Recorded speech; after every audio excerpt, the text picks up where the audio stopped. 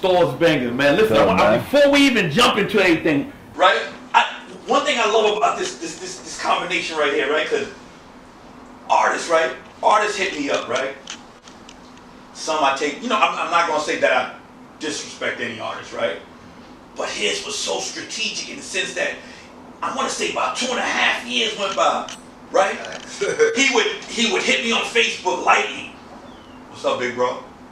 Right? Then I got to the point where I was hitting him every morning, every other morning. How you doing, brother? Right?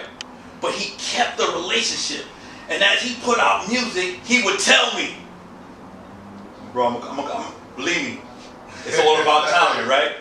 So, one of the greatest things that we do, right, as an overall, everything up on the HLM Media, we try to stay, we try to stay well grounded into the culture, right? But when he hit me, right, he was like, big bro, I'm ready, man. I need that headliner position in that Military Ground concert series, right? So he hit me, right? I was thirsty for like 3 years. I wasn't thirsty, but I felt like, because even back then I felt like I could do it. Right. You know what I'm saying? But I was like, I felt like my brand was big enough to do it now. You know what I'm saying? So. Yo, and this is what I want to get into, man. Brandon, it's so important, right, that you maintain a level of being the artist, but also understanding your brand. That's a fact. 2.5 years, he maintained a relationship with me, right? In the sense that he touched down. How you doing, big bro? Vice versa, where I paid attention to his music, right? It wasn't, yo, boom, boom, boom. And when he came at me, it was strictly business. I mean, to the point where he had everything set up. To the point where he was hitting me. Usually we have a system. We put out a cover. He had the covers ready and all that. I'm like, oh, this is a little young beast right here. So, talk to me. In that 2 years, what was transpiring, man? I mean... Well, really, and in 2 years, I had like a lot of personal things. All right, but not, And like I was still doing music, but it's like, I know how to use the internet to my advantage. So I could make a little look like a lot. Right. So I wasn't really recording music, but I had a lot of music already recorded. So I was using the music that I had recorded already to push the brand still, as I was still focusing on personal matters. You know what I'm saying? So to the fans, it looked like I wasn't on their neck as much, but I was still dropping stuff. And then it just looked like, oh, he just jumped back forward. Right. And it's like, I already have it set up. Like I always think ahead of time. So I always think like how to have things keep it going just in case anything happens. The worst. Right. I always think like Pop. Like he used to tell the engineer like, throw the next beat on. We can mix it later. Like, Right. So I try to have like mad stuff. Anything happens to me, like it's just you have a whole 2 albums if I'm not here no more. Anything. And your brand. And my brand, like the name of the brand. RealLyfeOnWax Records. Right. Yeah. RealLyfeOnWax, basically like you said, sticking to the culture, like me knowing that wax is like the word for vinyl. You know what I'm saying? And my logo was a vinyl, was a disc. A broken up disc. So it's like, and real life, that like my rap is mostly like experience put into music. So it's just like real life on wax. Right. It's crazy because I know that, right? As an older dude, right? I'm looking at him like, how do you strategically put that in there, right? As a young bro, you be like, man, some people look at that and be like, he old school with it, he threw the wax up in it, man. I actually started the company in 2011. Right. Yeah. But I'm saying, I see a student aspect of it, of you doing your homework, right? So typically, certain individuals, certain young bros won't understand what wax is. Yeah, they don't understand where the word, why we made that. They just think it's just like a slang we tried to make up. Right. They don't understand that it actually has some type of meaning. Like. Right. Who inspired you? Right? From late 80s, 90s, even though you may have been young, but who inspired you? Big Pun, because I'm from the Bronx. Right. So like Pun was like one of my favorite. And Pop, because he was like very influential and he moved a lot of mountains. And also very lyrical wit and basically be able to take our culture and express it in ways that other people couldn't. Well, in my opinion. Right. And so Jay-Z, obviously. And then the spitters like Kiss. Right. Fab, like even like the spitters that like don't really get the recognition, like Can you see? I even had J Hood at I get it. Like, I'm tapped, like, and that's why I'm asking you. Yeah, not because J Hood is also like, he embraced me when I was young. Right. Like, even when he had some type of like full force going, like he embraced me, he put me on his mixtape, all types of things. So like I always reach out and show love, but like in my platinum, even if I get a deal, I would still reach out. Right. So, Right. Yeah. So, and saying that, right? Who influenced you, right, to now create this brand and move as a major? Who influenced that business-wise? I would say, like, as far as like artist-wise, my guy Dice Peso. Like, that's my right hand man. He runs Boss Bread. I'm like a Boss Bread artist. Like, cause like we've been together since the streets when we was little. So basically, like, I've been with him since the beginning. So I just watched his blueprint. And I'm from the Bronx, but I moved to Queens. So basically, I got a whole movement out there in the Storez, Queens. So I just used the same blueprint and built my movement out there.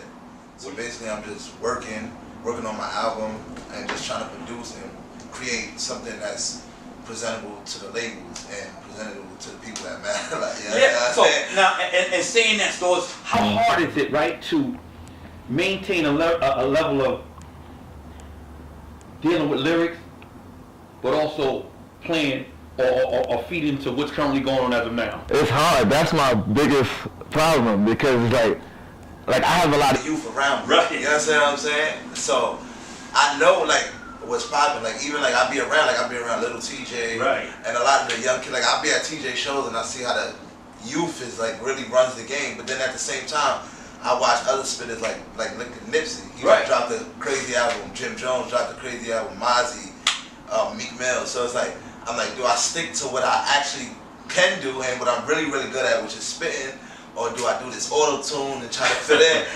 And like, but then it's like the radios want the auto tune. They want that, but then it's like my fan base want to hear bars. So it's like trying to, I don't know. So I just try to be versatile and try to make different type of music. Right, and that's always a gamble, right? That's always the gamble. How do I maintain, right, being the lyricist, right, but also giving them what's currently out? How important is team in regards to that? Do you listen to your team? You know, like tell me about that. Alright, well, first let me just say one more thing. Good. One, like I just came back from opening for Rich the Kid in Phoenix, Arizona. And one thing I would say, like, what I did learn is that, like, you gotta just be you. Because, like, over there, they didn't even know who Little TJ was. Like, the young girls, none of them, they didn't know him. And I'm like, how do y'all know him? He got over, like, 5 million something views. Like, how y'all know him? So it just shows me, like, it's a bigger market than what you think. And that people will like you for who you are. You understand what I'm saying? But as far as team, that's the most important thing. I won't be like, my concert wouldn't have been as successful without my team. Right. Everything matters. My team helped everything financially, with ideas. Right. Just assistance, picking up slack, or I'm doing so much. You see me, I was like the road runner. So like, but without them, I wouldn't be able to do what I do. So I want to go back to traveling, right? That, for a lot of New York artists, right, or artists in general, some have yet to get a feel of what it is to travel or to perform in other states, right? Once again, you use Lil TJ as an example, right? And said, wow, he has 5 million hits, right? I'm not knocking, but we don't know where that came from. You see what I'm saying? But it also gave you a bit more structure to say, you know, I got a lot more work to do.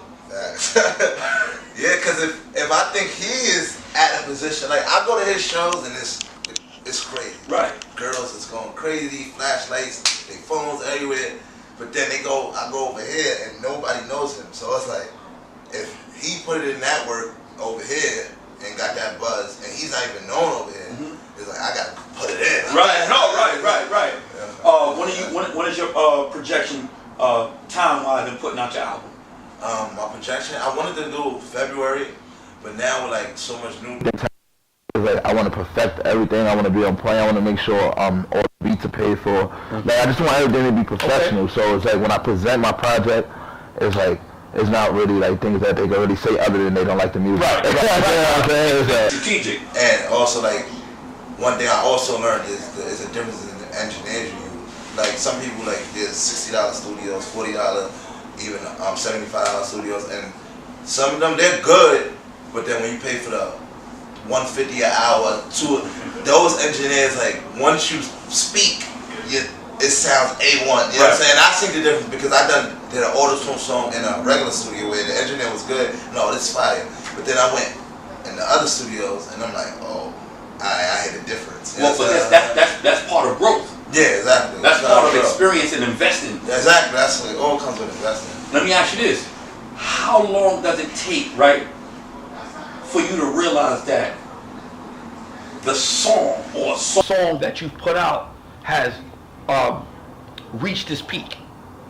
Like when I should stop pushing it? Right, when you should stop. I don't know, because I have a song that I've been pushing it for like 4 years, right? For Her Body. I actually wrote the song about Cardi B when she was still because I actually was in the strip club with her that night. I went home and wrote the song. And like I was pushing it for that long. It was hot. Everybody loved it. The girls loved it. The views was crazy. And then like I started making new music, so I stopped pushing it money. But like everywhere I go, like everybody loves that song. They play the song, and it makes the strip club go crazy. So it was like I had new songs. I'll be in the club and the DJ be like, yo, what song? And I'm like, alright, now just play Her Body, because I know it's a guarantee it's gonna go crazy. You know what I'm saying?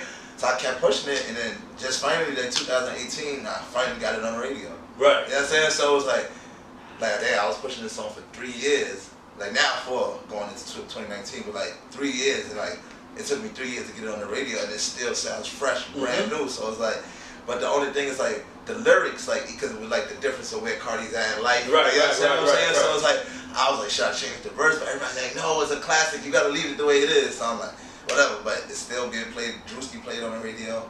DJ Well, DJ Self. So. Right. So I guess whenever the people don't want to hear it no more, but that needs to be heard, because a lot of times people, you know, this is ABC. It's an ABC world right now. So sometimes with social media, it'll force the artist, right, to prematurely continually put out music, not giving the other song life. You gotta look at Cardi's formula. Like if you notice, she don't have out multiple songs. She does, but like that's after she dropped her singles. She did features, and then she dropped the album. Did she inspire you? Of course. Like I said, I was in the strip club doing singles on her. Right. And now she just won a Grammy. Right. And she's from the Bronx. And she comes from the same lifestyle I do, so it's like, it's inspiring. Well, I ask that as well, because a lot of times what we do, right, sometimes it's hard for, right, the individual to say someone inspires me, man. So I just wanted to ask you that and be frank with that. But but going back to her formula, like you see, she dropped Bodak Yellow. Right. Like she just let it run for a long time before she dropped anything else. Right. And then she dropped the other single with 21 Savage, Let It Run. Then she got the Money single, Let It Run. She don't just drop song after song. She just drops singles and then she does features. Right. You know what I'm saying? So it's like people keep dropping music because people think, oh, people are getting tired of the music, but you gotta force it on them. Right. Because that's how you get the streams and the views. Yeah. If people listen to your song 100,000 times and you drop a new song and they don't listen to it no more, then you're not gonna get it more streams. It's not gonna reach 1 million. So you gotta push it. With your album coming out now, is there any features? Yeah, I got Ron Browns on there, Dice Pay, so I'm working on Lou Got Cash, Don Q. Like, I'm working on a few people. Like, I don't want to prematurely speak, but those are the people that I know I definitely been speaking to. I have access to. I have access to a lot of people, but like, I'm just working, especially now with my management. Like, you know, that's one thing I gotta shout out my manager, Chicano, and the movement. Shout out to DJ Drewski. They like helped me with everything. Like, tap me in. Like, I was just with Fetty Wap. Right.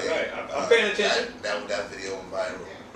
Like, they just tap me in, bring me to sessions, and give me in with artists, give me artist numbers. I'm building relationships. Like, it's just working. Key word, building relationships.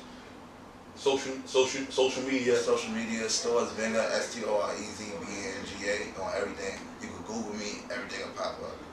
YouTube, everything, iTunes, Spotify, SoundCloud, any platform, Audio Mac, any platform there is, you can find my music, you can find anything. Just Google me, my pictures will pop up.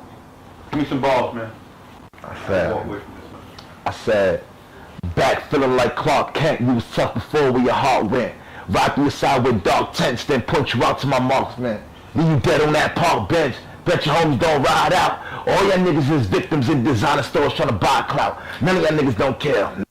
Y'all niggas don't drill. Nah, hard as fuck in that studio, but you caught yourself in that field, nigga. Legendary, I've been that. At 13 made an impact. Big blood on the East Coast. 5'5" with a big strap. If I disrespected, I meant that. Ain't no way I'm apologizing with running bibs on Rikers Island. Niggas know my type, we wildin'. Rapping shit that I really live almost went to war with my ex-bitch. But then I remember I'm Storez Banga, I ain't never ever gotta stress shit. I just called up the next bitch. Then I called up the next bitch. Storez had so much sex, bitch. For 2 weeks I ain't rest, bitch. But let me get back to my flex, bitch. I'll be moving blocks like it's Tetris. Quarter sides when they go in. Apple sides when they exit. Headshot. Free my niggas at the feds got. Fuck niggas be dead. Pop on the gram lip, but they dead not. Pop up on you like hello. You washed up like mellow. My bitch bad as she yellow. Her bird can carry that metal. You know the vibe, man. Shout out to my boy Terrell. Military Grind concerts. That RealLyfeOnWax concert part 2 coming. You know the vibe. Let's get it.